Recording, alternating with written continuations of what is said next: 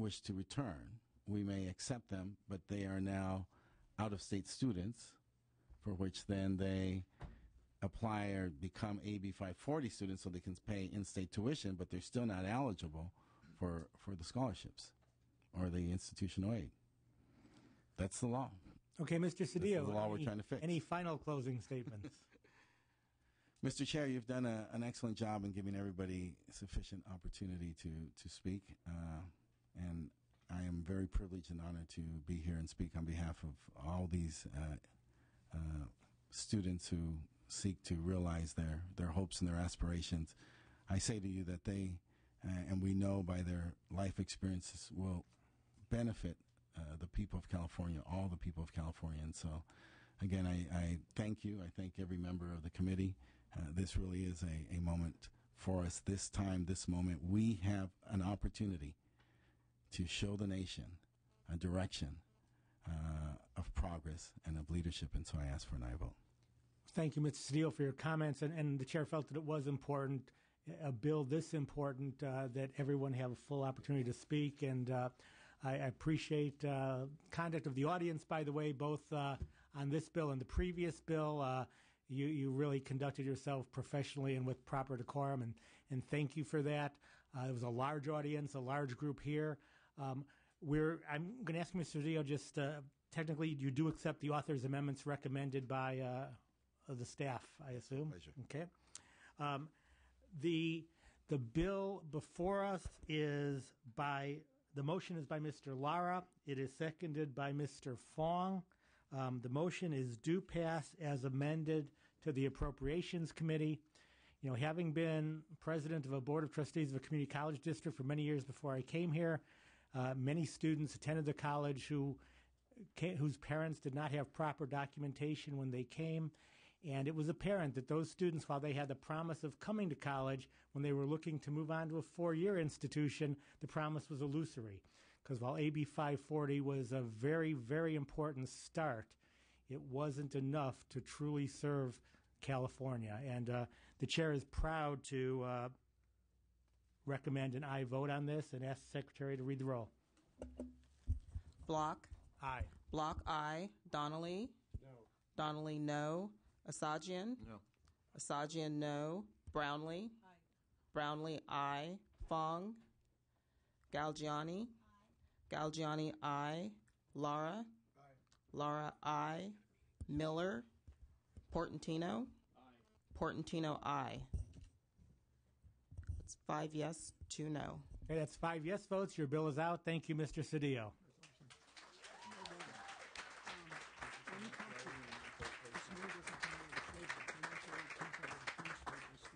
Now we will move on to other bills and want to thank the authors both here and watching in their offices for being so patient. Mr. Swanson, your bill is up next. If you want to come forward, we'll wait a moment as the room clears. It doesn't come out of the state fund. It comes out of the financial aid. No, they're subsidized. Mr. Cedillo, would you yield to Mr. Swanson? Sorry.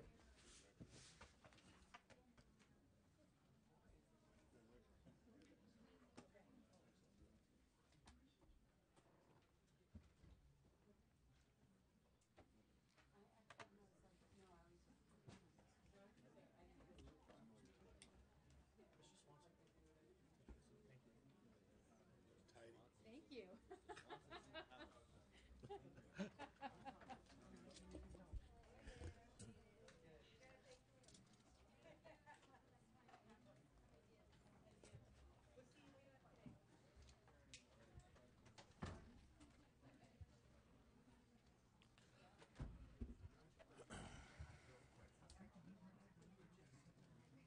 Yeah, he was here. I saw him.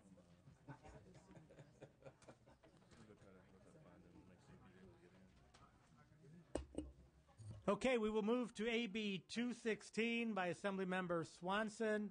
Mr. Swanson, you may present. Thank you, Mr. Chairman, and members of the committee. I'm here to present on AB 216, rehabilitation through education is the goal of this bill. A similar measure that ran last year, AB 1702, received strong bipartisan support from several current committee members who voted for it in committee and also on the committee floor. AB 216 is a measure that will increase the educational opportunities for inmates in our state correctional facilities. Rehabilitation is critical to enabling the incarcerated to successfully transition back to society upon their release and staying out and becoming productive citizens, and therefore saving the taxpayers a great deal of money. Prison-based education is the single most effective tool for lowering recidivism rate. The changes AB 216 makes to current law. First, it waives the requirement that courses must be open to the public in order to for community college districts to receive reimbursement for courses offered.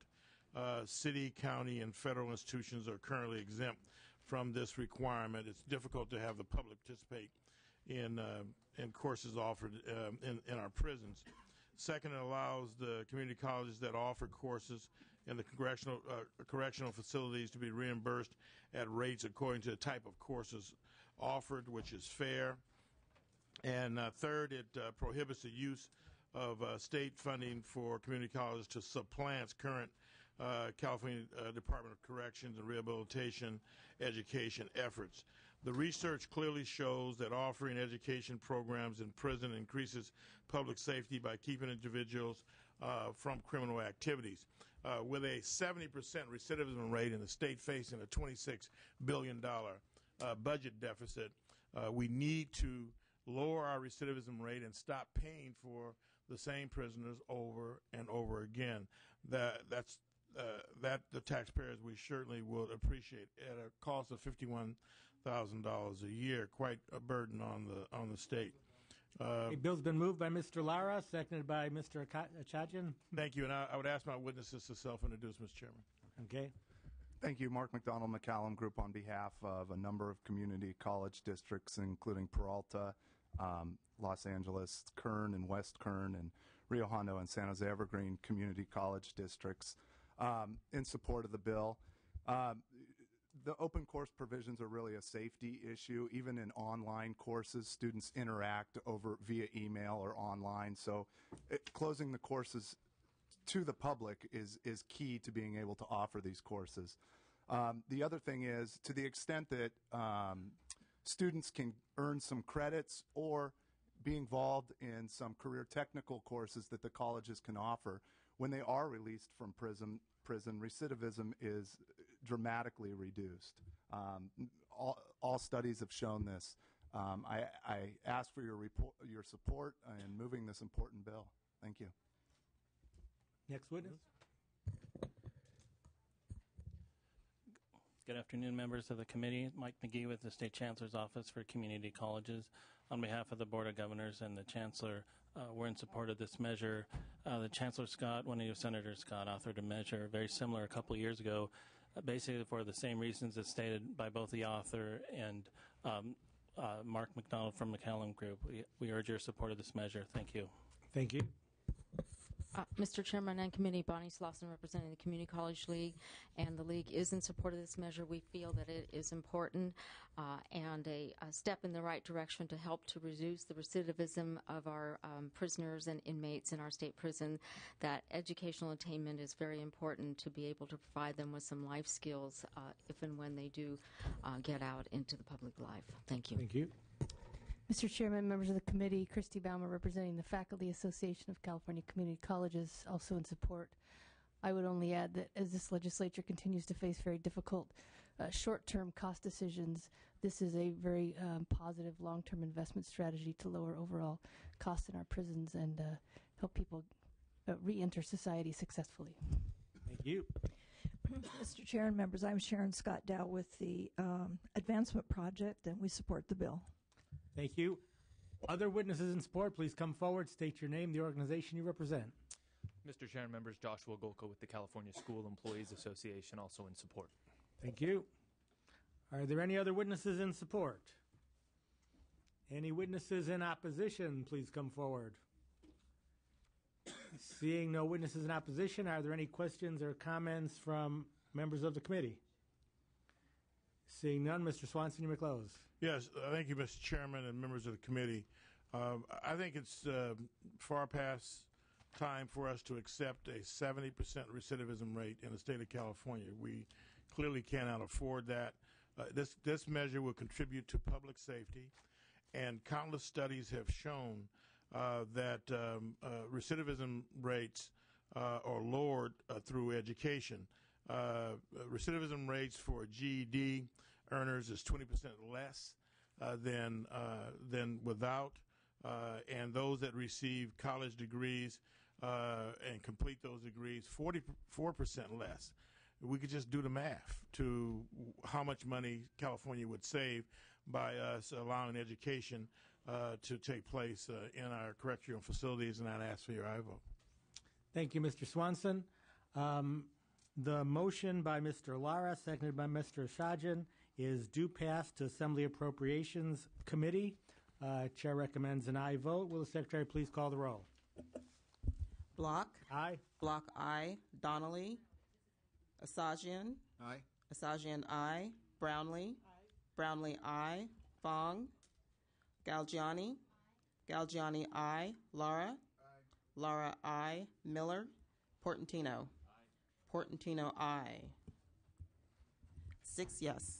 Okay, 6 yes votes. The bill is out. Thank you, Mr. Thank Swanson. you, Mr. Chairman. Members of Next, the we committee. have Mr. Fiorentani.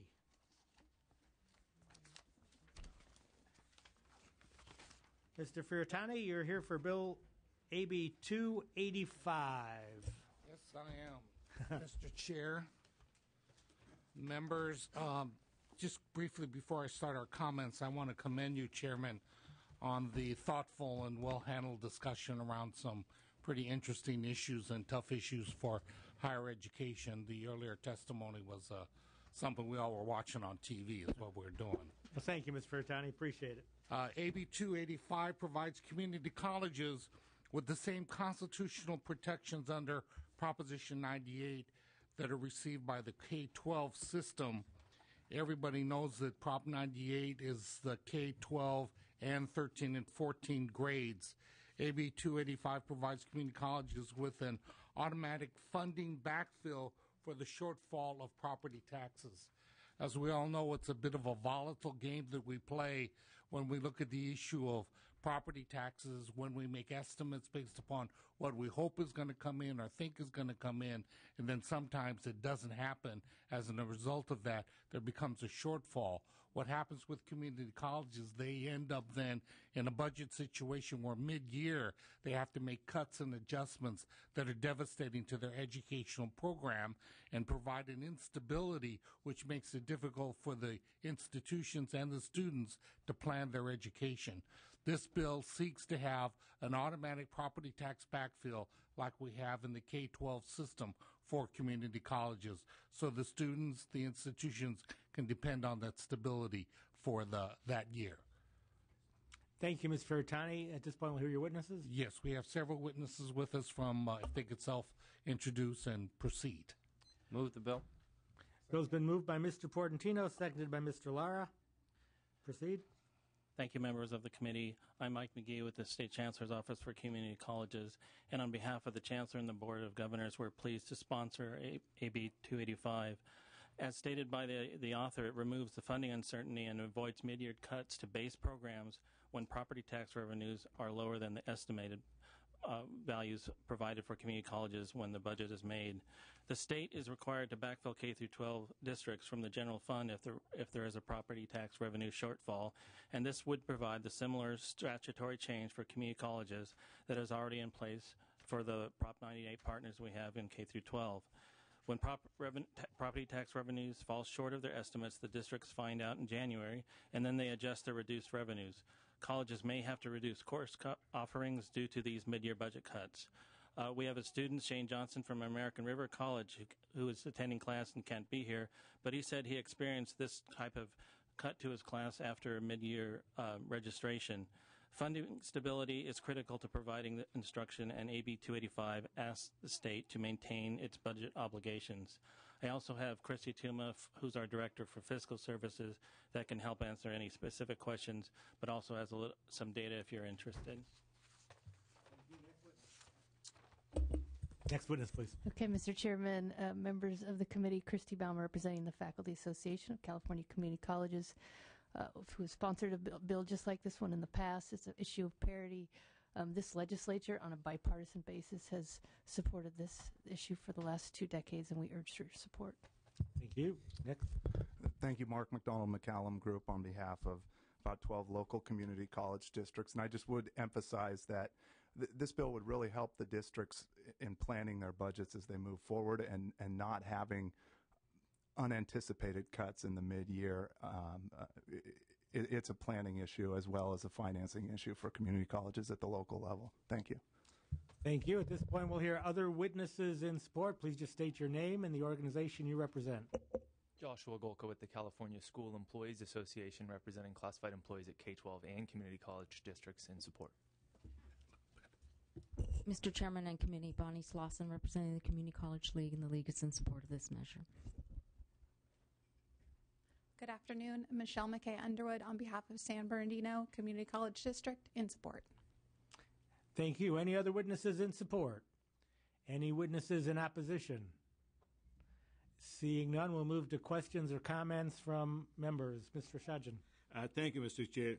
Mr. Furtani, I see where do you want to go with this as a product of a local community college. Sounds very good. And I see how Prop 98, with the Prop 98, how K-12 still getting it cuts more than I think I can at one time or the other support. It sounds very good, but how is it going to work?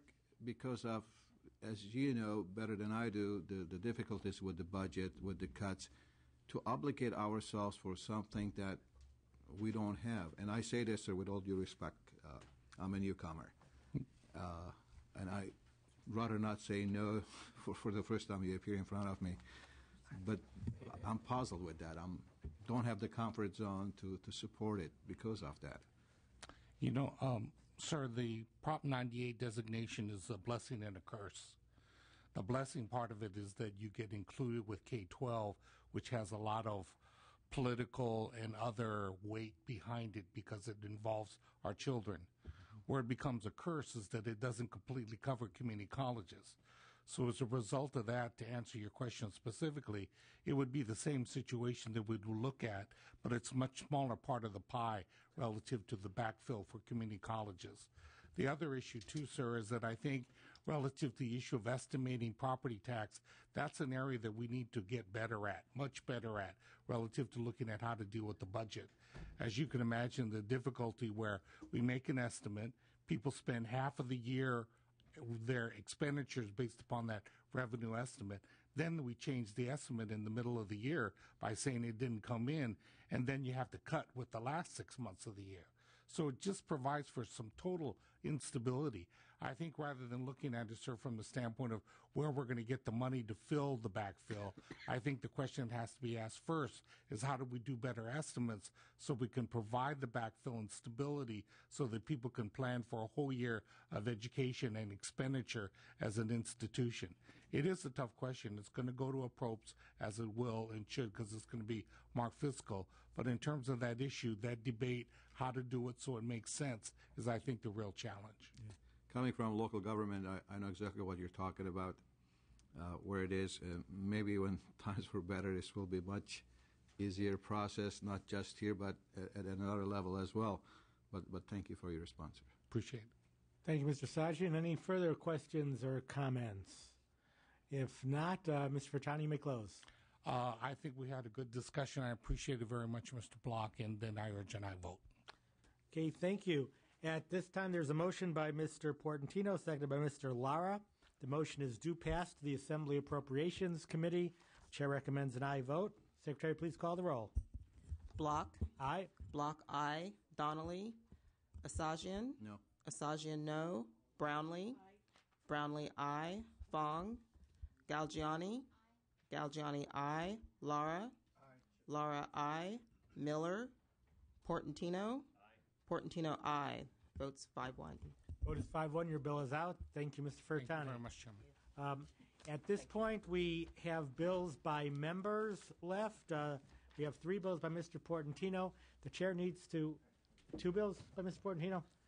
3, I think. Yeah. Sorry. Three bills by Mr. Portantino. The chair needs to excuse himself briefly. We'll pass the gavel to Mr. Lara.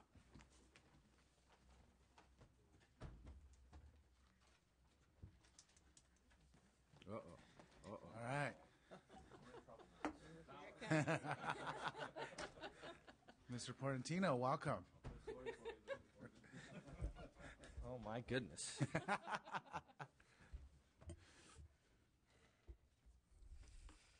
you like me to take them in bill order? Sure. Okay, we'll start with AB2. AB2. Thank you very much, Mr. Chair and members. AB2 was originally authored by Senator Jack Scott, who is now the Community College Chancellor, and with his blessing, I've reintroduced the bill last year as AB 218, and it's back again as AB2.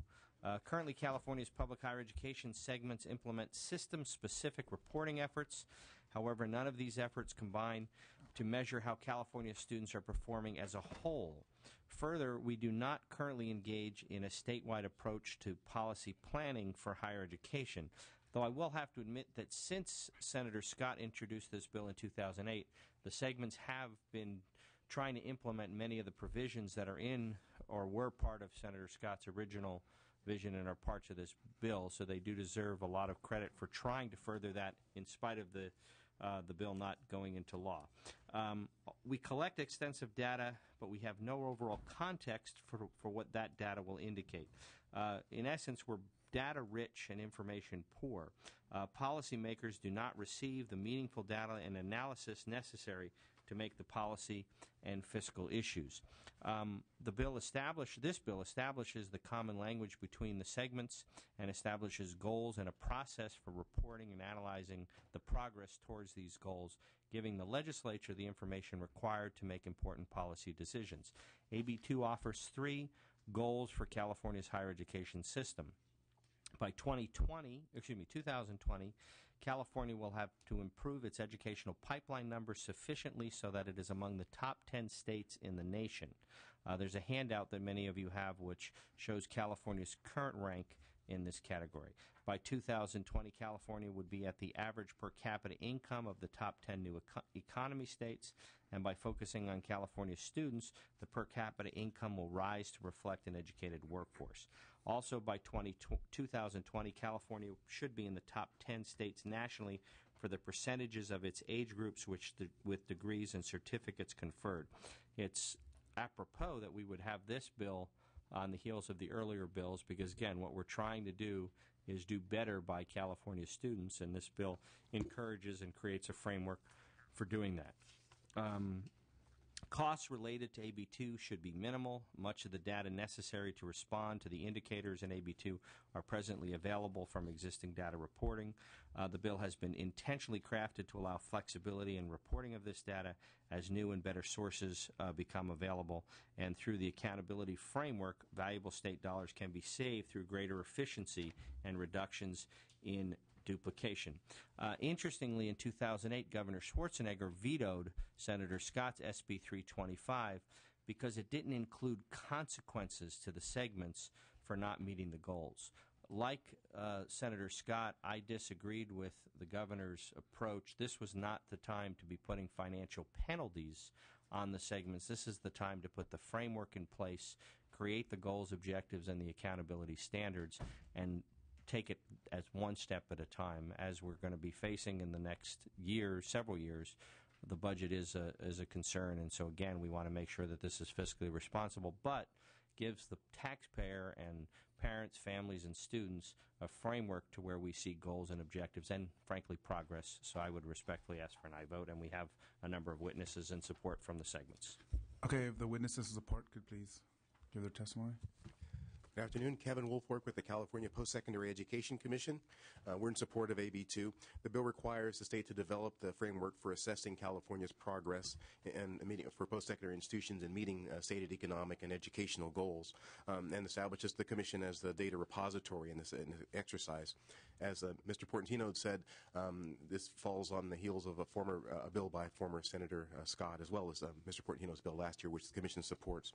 We believe that all Californians will benefit from from establishing priorities in education in areas such as degree attainment and preparation for work, and fairly examining our progress towards meeting these goals. We would note that higher education institutions are already involved in the continuous improvement program, a process that's part of accreditation and other things that they do in terms of making sure that they're up to speed. This bill builds on that, and this bill establishes confidence from Californians that that California institutions that receive these monies are meeting these goals and objectives, and we support the bill. Thank you. I'm Linda Michalowski here for the California Community Colleges. We supported Senator Scott's accountability bill, and not surprisingly, Chancellor Scott now supports this measure. The California Community Colleges we collect a lot of data on our students, and we are always anxious to look at their performance in our system, but we also need to know where they came from and where they go once they leave us. And we believe that this framework would allow California to look at all systems of higher education and to assess how our population is progressing. Back in 2002, the community colleges joined with the other segments of higher education in working. Bill's been moved by Mr. Lara, seconded by Mr. Sajan. Go ahead. So we worked then on creating a framework. We've learned a great deal about higher education accountability since then. We are working internally and with some people from outside the system to focus on student success in the California community colleges through a task force, and we are anxious to work with the author to put this measure forward. Thank you. Thank you. Good afternoon, folks. Is this on? Wes Larson, California State University. This is accountability is not new to the system.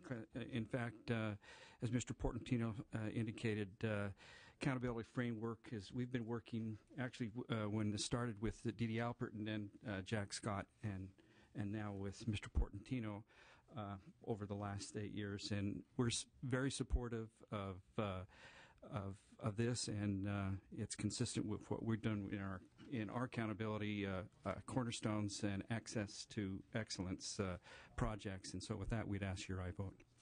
Thank you. Are there any other witnesses in support? Good afternoon. Erica Romero on behalf of the Hispanic Association of Colleges and Universities in support. Thank you. Nadia Leal Carrillo with the University of California. We are in support of accountability and commit to working with the author as the bill moves forward. Thank you. Any other witnesses in support? Any witnesses in opposition? Seeing no witnesses in opposition, time for comments or questions from committee members. Mr. Lara. Mr. Portantino, I just want to thank you for this bill. It's greatly needed, and appreciate all your work you're doing on this issue. Thank you. Would you like to be a co-author? Absolutely. Okay. Seeing no one. We'll add Mr. Lara and Ms. Brownlee as co-authors. And Mr. Fong, too, apparently. And Mr. Portantino, do you accept the other amendments that have been offered by the staff? Absolutely. I thought you would.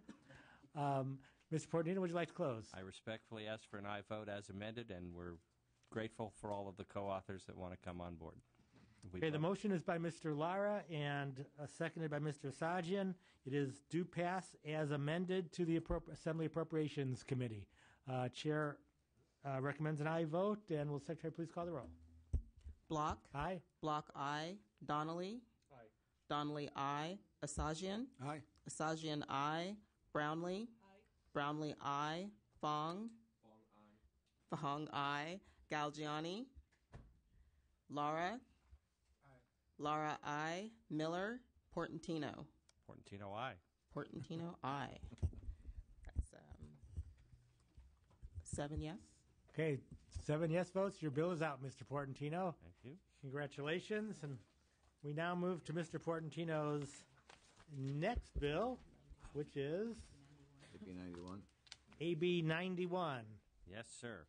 AB 91 requires the Chancellor's Office to establish a voluntary pilot program to increase the number of students applying for state and federal financial aid. It outlines parameters of the pilot program and requires the Legislative Analyst's Office to report to the legislature on the possible of statewide expansion of the program. And again, This is an attempt to try to streamline the process, put more money in the hands of our most needy students. Some estimates have California missing out on $500 million of federal financial aid. Think of what that $500 million would do, not only for the needy California students who are not getting it, but for the economy, to inject $500 million into the economy. This bill attempts to address that because there's a high number of students who only fill out the Board of Governors fee waiver and do not fill out the FAFSA form. We're doing it in the form of a 10-school pilot to try to phase it in, and again, out of deference to some of the students who face challenges in completing the FAFSA, we want to implement this process slowly, and we want to work with the Chancellor's Office on finding those schools that can not only make it appropriate for those schools, but also be deferential to the moved by students with Mr. Lara, seconded by Mr. Sajan, was it? Okay. and I have witnesses in support, who will be brief. Linda Michalowski for the Community College's Chancellor's Office. We're pleased to work with the author. We're in support of this bill. Financial aid means the difference between access and no access, and between success and failure for so many students.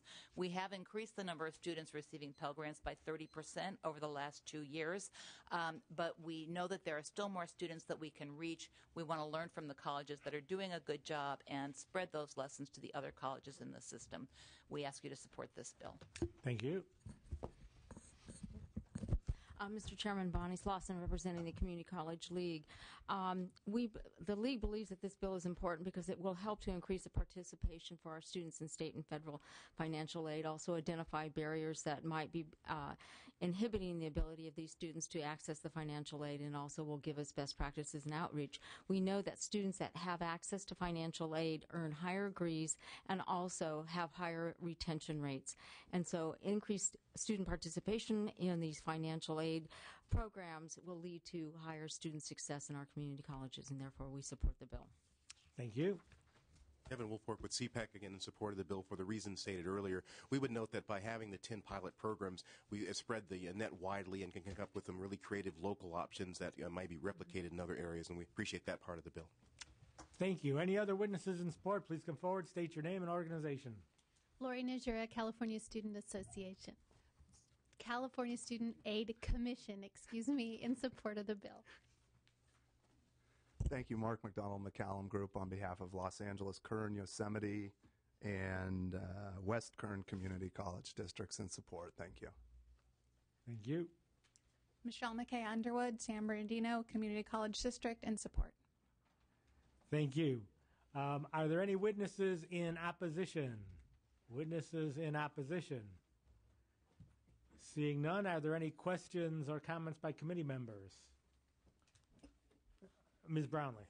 Thank you. I just want to say that I think this is a very important bill, and the lack of discussion, I think, is only because we're familiar with the bill, but the importance of the bill is very, very much so. So I, too, would like to be a co-author of this bill if you would allow me so. Absolutely. Okay. Seeing no other questions or comments, we have a motion by Mr. Lara, seconded by Mr. Asajan.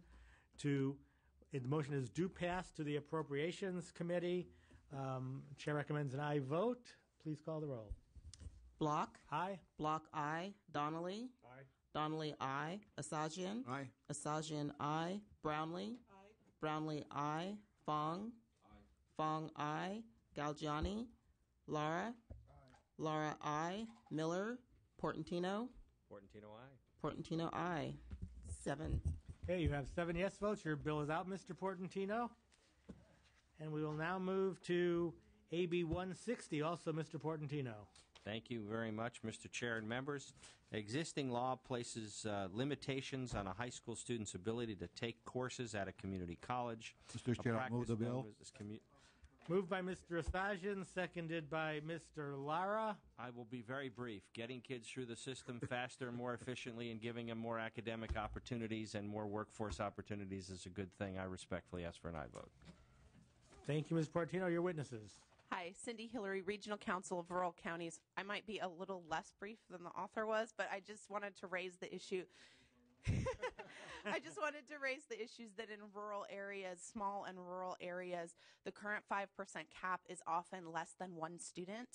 And so that's absolutely untenable in those districts and has been since it was instituted. Additionally, those small and rural districts are the districts that are least able to offer higher level math and science classes, arts classes, any enrichment classes, vocational education classes. Those are the districts that need it the most, and they're the ones that are least able to take advantage of any concurrent enrollment. So I just wanted to make those points that are unique to rural counties, and we've been supporting Mr. Portantino's efforts for the last 2-3 years now, and we're gonna keep trying. So thank you. Okay, Mr. Chairman, Bonnie Slauson representing the Community College League, and I do wish to have the league also concur with the statements of our representative from the Rural County Council.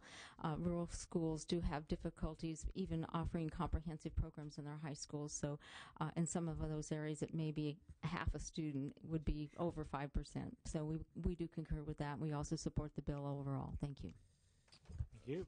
Mark McDonald, McCallum Group, representing some small rural colleges as well as some large urban ones, both in support. As the author stated, concurrent enrollment many studies have proven that it expedites a student's movement from high school into college, and all studies have shown that the sooner a student gets into college, and if they get into college with some credits, then the more likely they are to complete. And that is all important, as we know, as we face dwindling resources in today's environment. So I urge your support, and thank you. Thank you. Any additional witnesses in support? Seeing none, are there any witnesses in opposition? Seeing none, are there any questions or comments from committee members? Mr. Lara. Again, Mr. Portantino, great bill. As a proud uncle of a niece that is concurrently enrolled in high school and a community college, I want to thank you again and would love to be a co-author. Thank you. Love to have you. Seeing no other comments, Mr. Portantino, do you wish to close? As it's been said, this approach to education helps the student across the entire spectrum. There's benefits for the urban student, there's benefits for the rural student, there's benefits to the high-achieving student who wants more academically challenging classes, and there's benefits to the student who wants to go into the workforce. It really will save the state money and will help students, and I respectfully ask for an aye vote. Thank you, Mr. Portantino. Motion before us do pass to the Assembly Education Committee. Your way. Serving all comments. Moved by Mr. Asajian, seconded by Mr. Lara. Chair recommends an aye vote. Will the Secretary please call the roll? Block. Aye. Block aye. Donnelly. Asajian. Aye. Asajian aye. Brownlee. Aye. Brownlee aye. Fong. Fong aye. Galgiani. Lara. Lara aye. Miller. Portantino. Portantino aye. Portantino aye. Galgiani aye. Thank you, Mr. Seven Chair and yes. members. Okay, you have 7 yes votes. The bill is out. Thank you, Mr. Portantino. Now we move to Mr. Fong for our final bill of the day. It's AB 288, item number 10.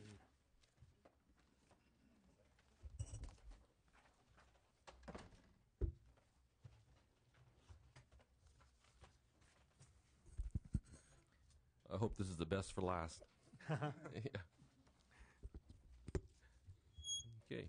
Good afternoon, Mr. Chair and members. First, I will accept the suggested committee amendment contained in the analysis. Second, I am working on the author's amendment that would clarify the district's requirement when utilizing authority.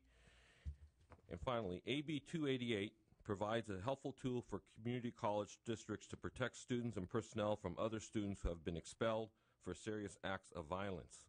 Unfortunately, violence has become a common form of expression in our society. A survey conducted by the California Student Services Organization confirms this point.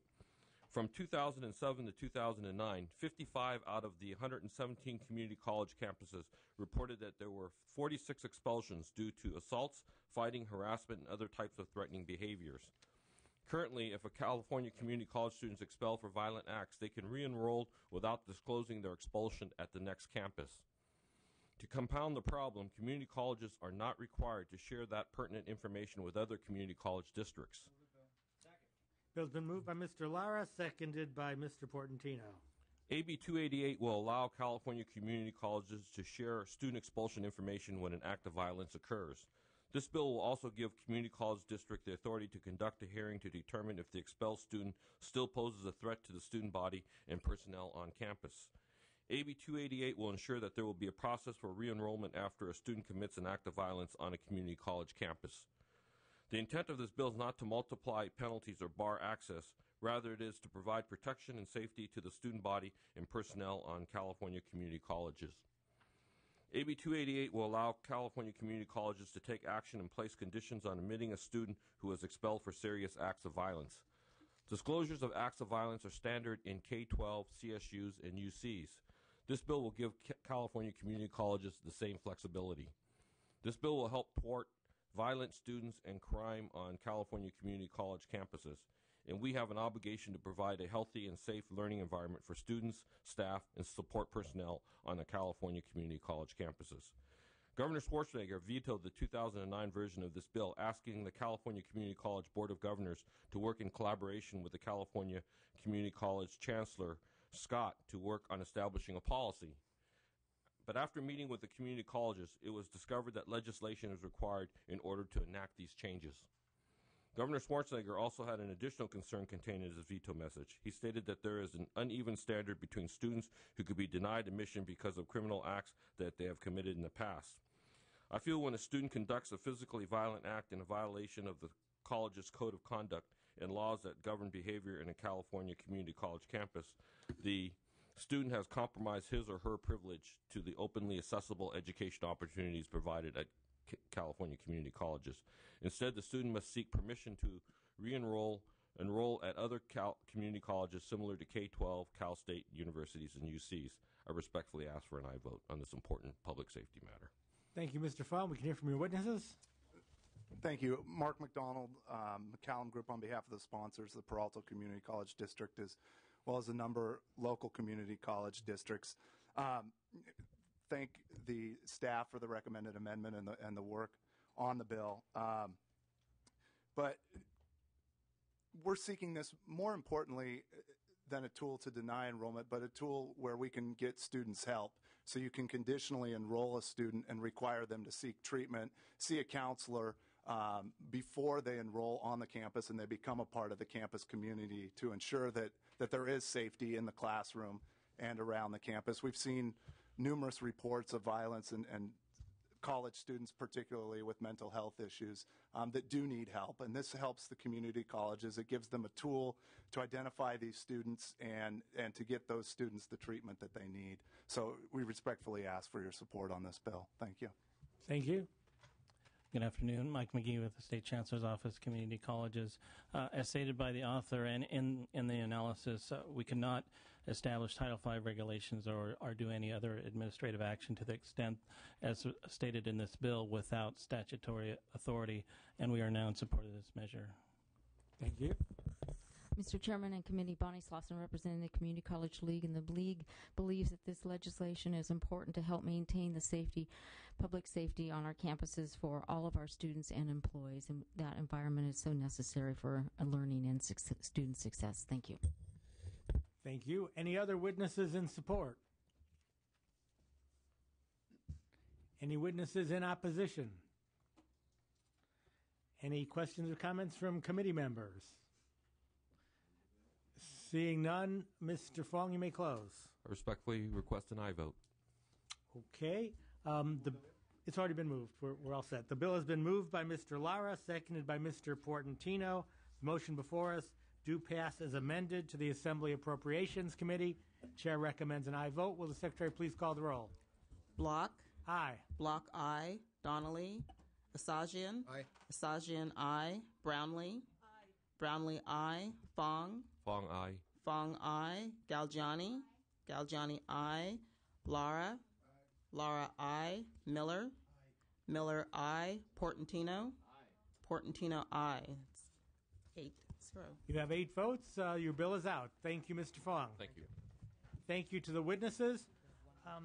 We have one bill on call. That's AB 194. AB 194 by Mr. Bell. Will the Secretary please call the roll of those members who have not voted? Fong. Fong, aye. Galgiani. Galgiani, aye. Miller. Miller, no. Portantino. Portantino, aye. That is 7-2. Vote is 7-2. That bill is out. No other bills are on call. However, there are bills where members may wish to add on. If the Secretary will please call the roll on bills where there are members who have not voted. On AB 2, Galgiani. Aye. Galgiani, aye. Miller. No. Miller, no. So that's 8-1. 8-1 is the final vote. Okay. AB 91, Galgiani. Galgiani, aye. Miller. Aye. Miller, aye. That's 9-0. 9-0 is final tally. AB 130, Miller. No. Miller, no. That's 6-3. Final tally is 6-3 on AB 130. AB 131. Let's see. Fong. Aye. Fong, aye. Miller. No. Miller, no. That is 6-3. Final vote is 6-3 on AB 131. AB 160, Donnelly and Miller. That's a Portantino bill. Aye. Miller, aye. That's 8-0. Okay, final vote is 8-0 on AB 160. AB 216, let's see, Donnelly, Fong. Fong, aye. Miller. Aye. Miller, aye. That's 8-0. Okay, that is 8-0 on AB 216. AB 285. Let's see, Donnelly, Fong. Fong, aye. Miller. No. Miller, no. 2-6-2. Final vote is 6-2 on AB 285. On AB 285, Donnelly. No. Donnelly, no.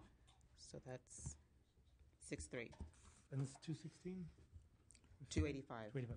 Okay, final vote on AB 285 is 6-3. AB 288, Donnelly. Donnelly, yes. Okay, Donnelly, yes. That's 9-0. Vote, final vote is 9-0 on AB 288. Can I add on? To the rules vote, right? You did rules? We did a rules vote. That's right. Yeah, we can add on. We can add on. I think once you've announced Once we announce final, you're right. But on the rules, we haven't announced final. well, they were adopted, so just whatever. I just want to add on the vote for the rules if I can. I don't think did we report that? I don't know that we report it now. Oh, you don't record it? Okay, fine. Then I'm on.